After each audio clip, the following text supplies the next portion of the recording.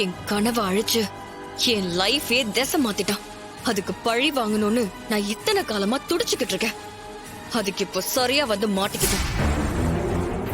அத்தை, இவன் உங்களுக்கு மட்டும் எதிரி இல்ல, எனக்கும் எதிரிதான். நீ இத சொல்லும் போது எனக்கு எவ்வளவு ஆறுதலா இருக்கு தெரியுமா? சரியான டைம்ல எனக்கு சப்போர்ட்டா நீ வந்திருக்க. அத்தை, நான் உங்களுக்கு பக்க பலமா துணையா இருப்பேன். நான் என்ன பண்ணணும் அதை மட்டும் சொல்லுங்க. ரொம்ப சிம்பிள். உன் அண்ணனுக்கு ரேவதியை கல்யாணம் பண்ணி வைக்கணும். அதுல நடுவுல என்ன இடைஞ்சல் வந்தாலும் அத சமாளிச்சு கல்யாணத்தை நடத்தணும். அந்த கார்த்திக் கண்டிப்பா ஏதாவது குடைச்சல் கொடுப்பான். அப்ப அதை எதிர்த்து அடிக்கணும். அதுக்கு நீ என் கூட நிக்கணும். அத்தை, இது நம்ம வீட்டு கல்யாணம். இத நாம நடத்துறோம். Don't worry.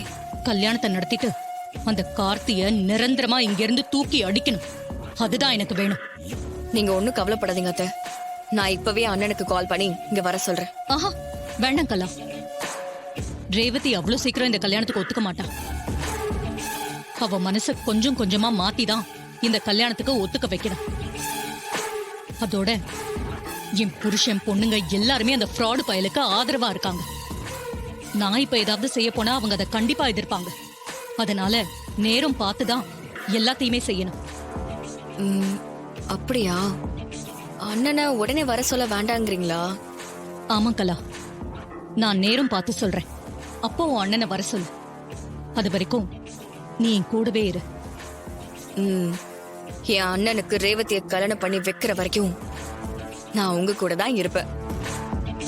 என் கனவுகளை அழிச்சவன மண்ணோடு மண்ணாக்காம என் மனசு ஆறாது. எனக்கு நடந்த எல்லாத்துக்குமா சேர்த்து அவனை நான் பழி வாங்கியே ஆகணும். உன் ஆசையெல்லாம் கண்டிப்பா நிறைவேறும். கொஞ்சம் பொறுமையா இருக்கலா. சரிங்க அத்தை. நாளைக்கு பக்கத்து ஒரு கோயில்ல என்ன கெஸ்டா அழைச்சு மாலை மரியாதையெல்லாம் செய்ய போறாங்க. நீயும் அவசியம் என் கூட வரணும். கண்டிப்பா அத்தை. இனி உங்களோட எல்லா காரியத்திலையும் நான் உங்க பக்கத்திலேயே துணையா இருப்பேன். கவலைப்படாதீங்க.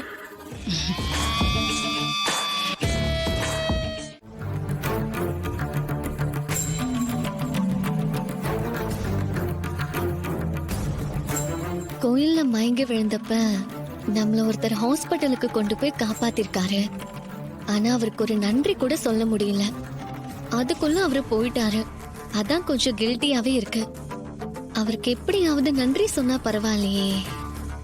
ஆனா அம்மா அவரை ரொம்ப மோசமானவரு, துரோகி, ஃப்ராடுன்னு சொல்லி அவர்கிட்ட பேசுறதோ பழகிறதோ இருக்க கூடாதுன்னு சொல்றாங்க.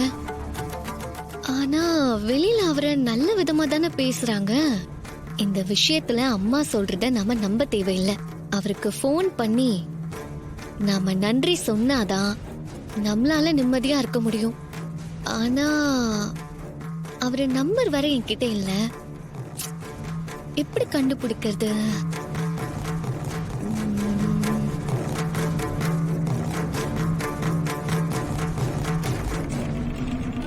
அந்த கார்த்தி தானே நம்மள ஹாஸ்பிட்டல்ல சேர்த்ததா நர்ஸ் சொன்னாங்க. அப்போ அவரோட பேரு, நம்பரு, அட்ரஸ் எல்லாமே ஹாஸ்பிட்டல்ல இருக்கும்ல. இப்பவே ரிசப்ஷனிஸ்ட்க்கு போன் பண்ணி கேட்டா நம்பர் சொல்ல போறாங்க.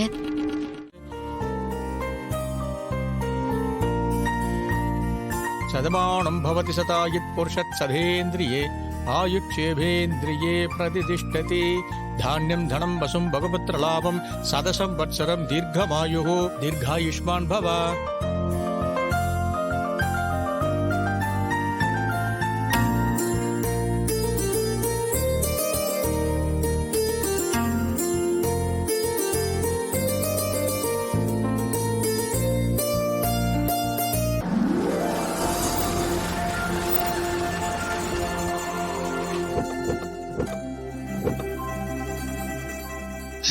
அம்மா வணக்கம்மா. வணக்கம்மா. வாங்கம்மா. வணக்கம்.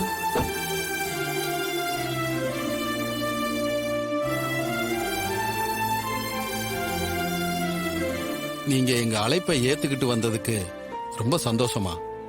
எனக்கும் இங்க வந்ததுல ரொம்ப ரொம்ப சந்தோஷம். நான் பக்கத்து ஊரா இருந்தாலும் எனக்கு பரிவட்டம் கட்டி முதல் மரியாதை செய்ய போறதா சொன்னது எனக்கு கிடைச்ச கௌரவமா நினைக்கிறேன். இதை நான் என்னைக்குமே மறக்க மாட்டேன். வாங்கம்மா, உள்ள போலாம். வாங்க எல்லாரும் வாங்க. எல்லாரும் வாக்கலாம். வாங்க.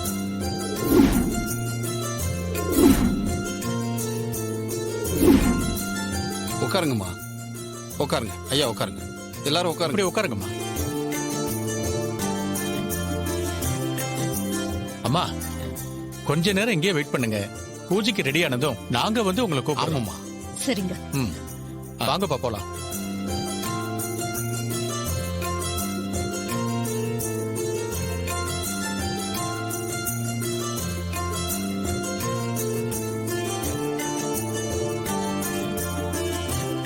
அக்கா சும்மா உட்கார்ந்துட்டு இருக்கிறதுக்கு பதிலா நம்ம வேணா போய் சாமிய பார்த்துட்டு பிரகாரத்தை சுத்தி வரலாமா?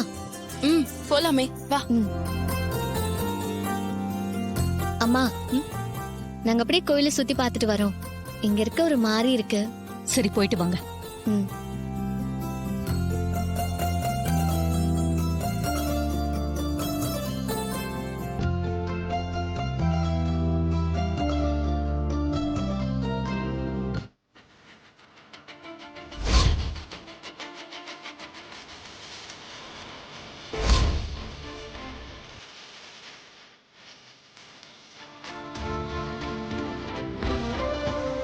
வாங்கோ.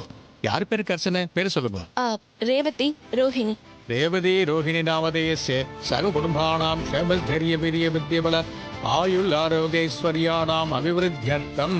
ஓம் விநாயகாய நமஹ, ஓம் விக்னநாதாய நமஹ, ஓம் கௌரி புத்ராய நமஹ, ஓம் கணேஸ்வராய நமஹ, ஓம் ஸ்கந்தாகிருதாய நமஹ, ஓம் அபயாய நமஹ, ஓம் பூதாய நமஹ, ஓம் தப்தாய நமஹ, ஓம் அத்தியக்ஷாய நமஹ, ஓம் ஏகதந்தாய